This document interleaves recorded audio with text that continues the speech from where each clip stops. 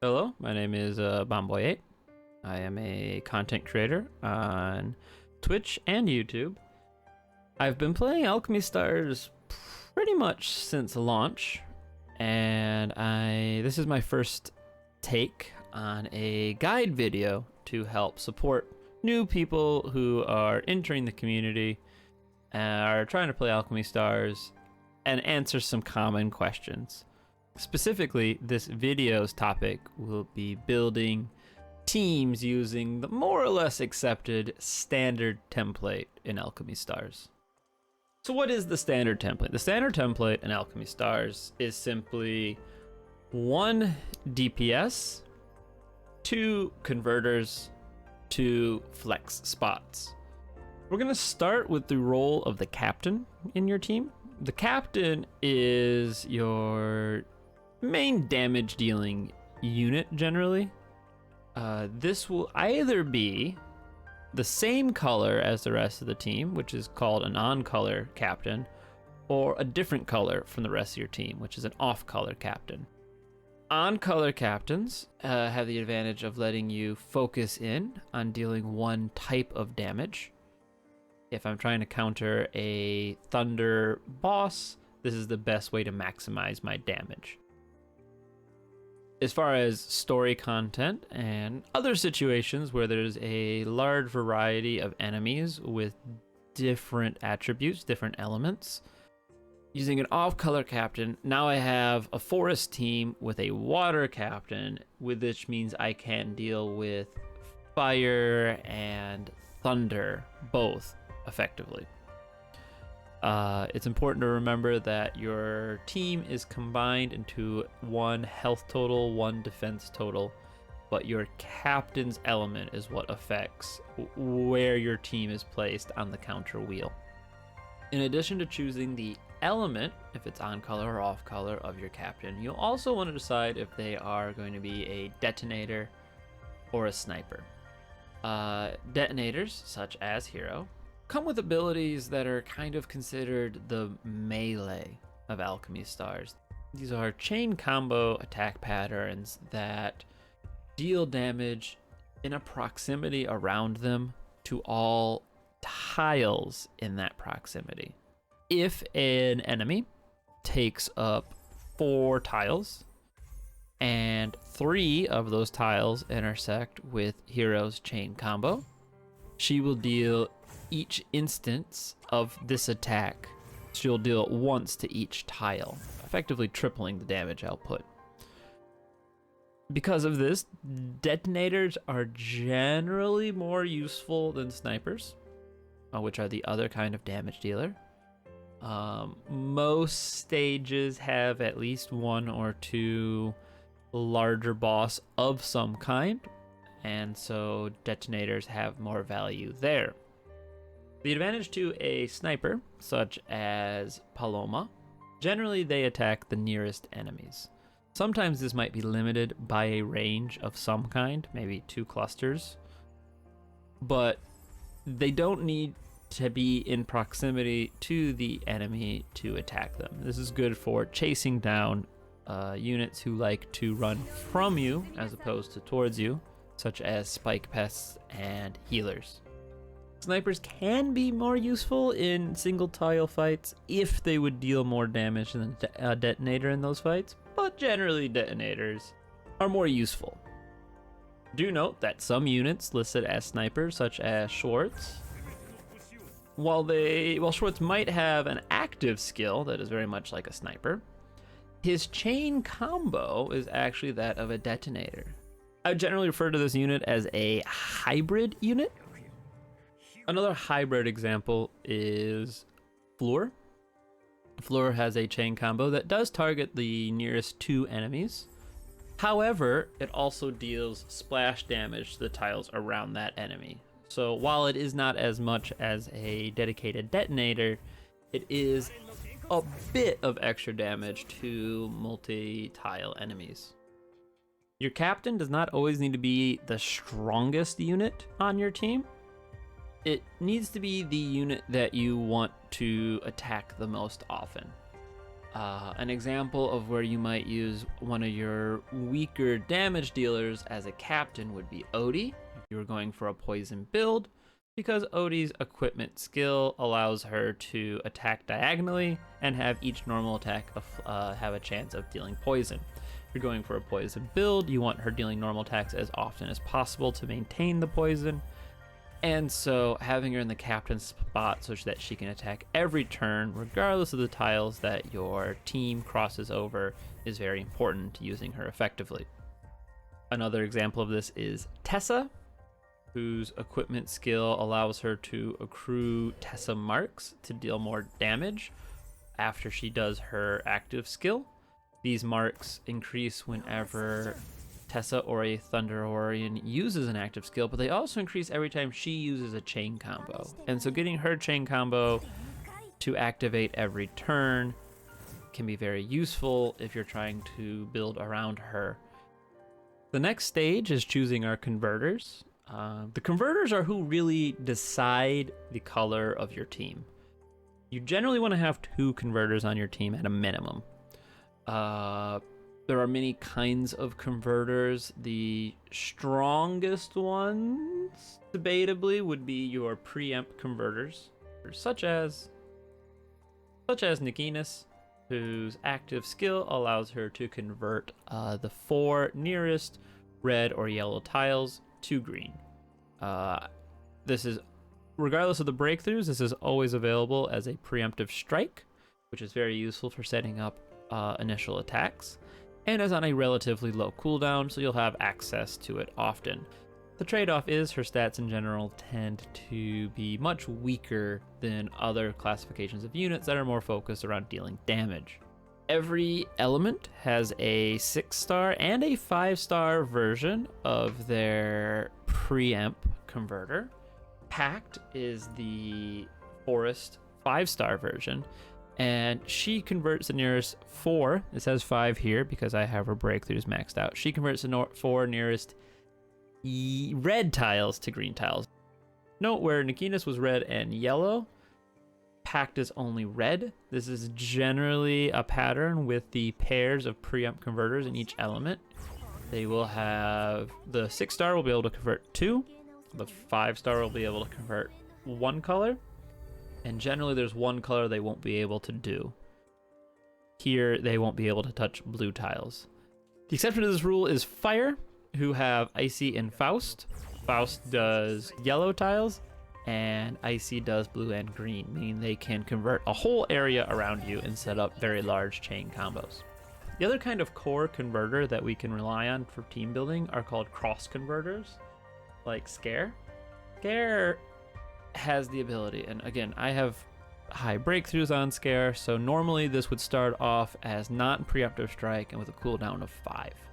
However, they will deal damage to the left, to the right, in front, and back. They will send an attack out in all 4 directions to the edge of the board and convert all tiles along the way to their color. This is a very, very powerful ability for setting up combos, especially against bosses, if you can make it so one of the lines goes alongside the boss so you can get a lot of normal attacks off.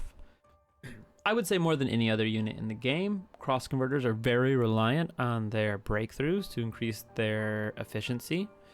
Your first breakthrough with any cross converter will reduce the skill cooldown by 1, making them much more accessible throughout the game.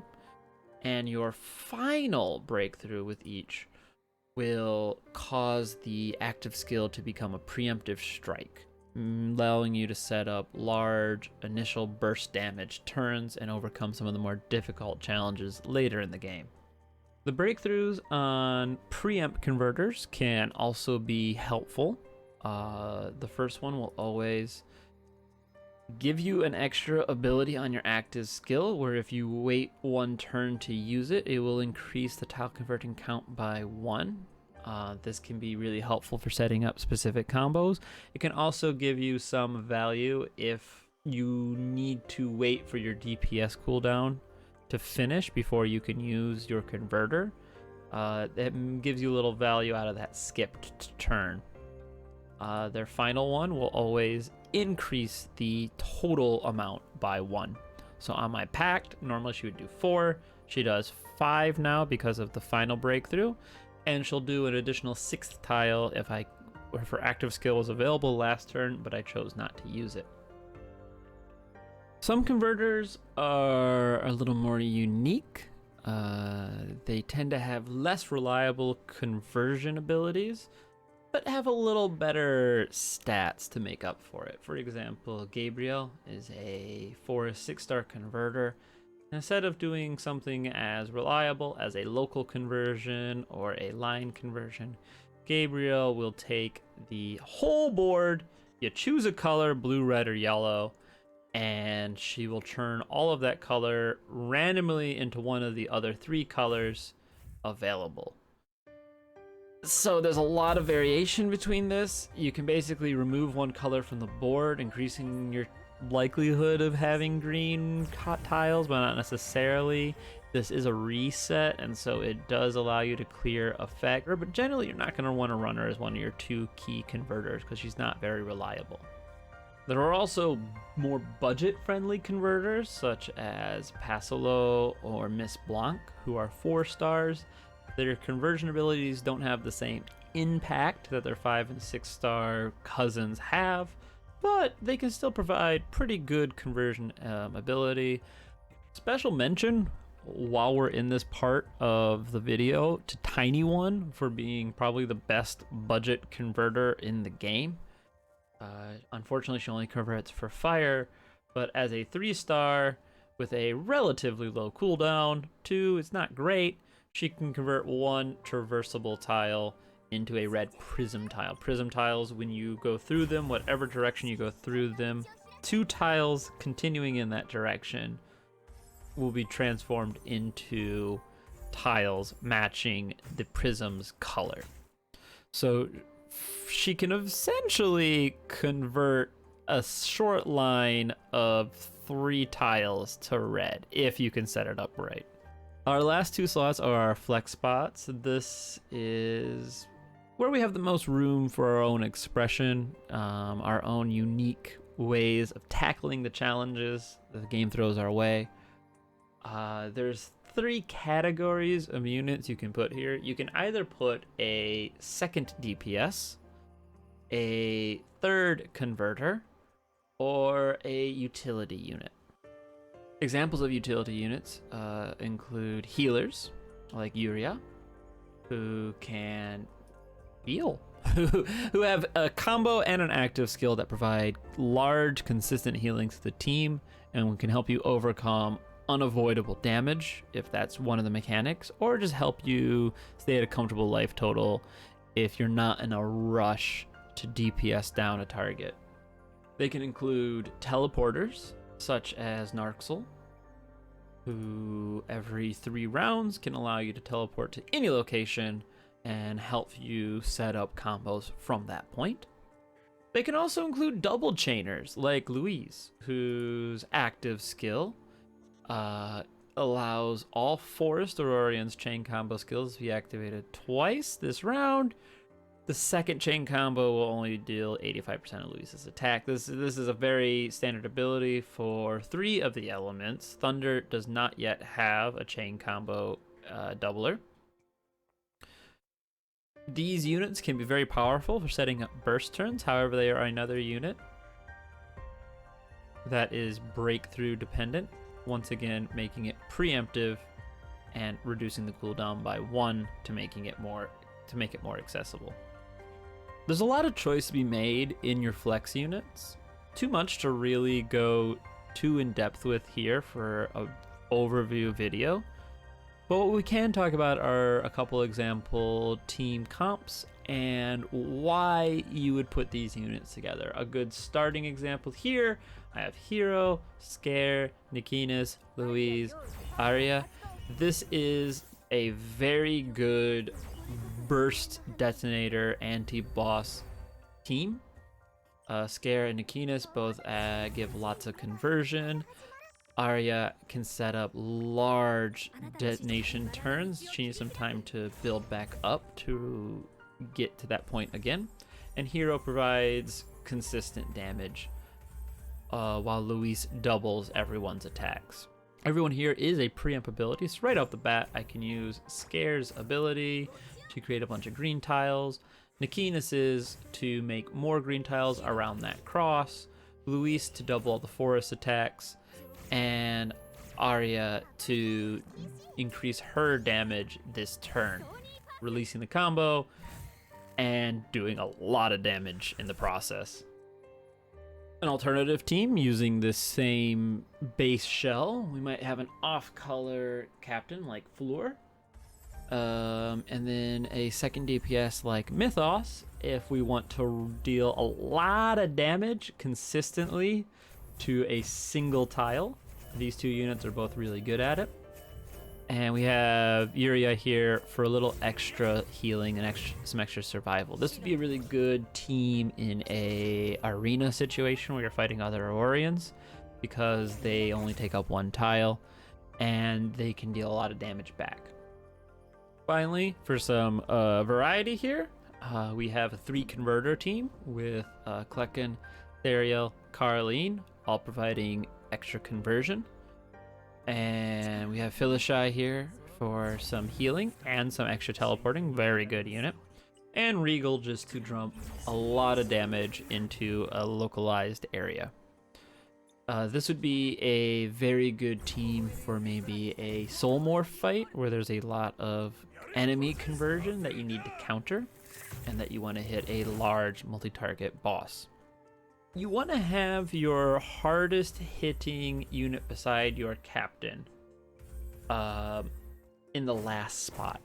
This is because of the way that combos work. As each unit does an attack, it's added to a combo, and that means all the units after it deal more damage.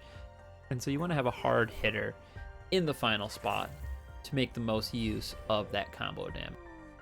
Generally, this last spot is a good place for your second DPS. However, you can also use it for your harder hitting of your utility or conversion unit. Carleen is a good example of a conversion unit that does a good chunk of damage along the way. This is just a brief overview of my experiences with the game so far. I'm sure there's plenty of little bits and bobs that I have missed. If you have anything that you would like to add to the video, please do so in the comment section. If you have any questions about things that got left out, please do so in the comment section. I am hoping to do more guide videos like this in the future, and so your questions might prompt me to make more videos. So let me know what you're thinking about.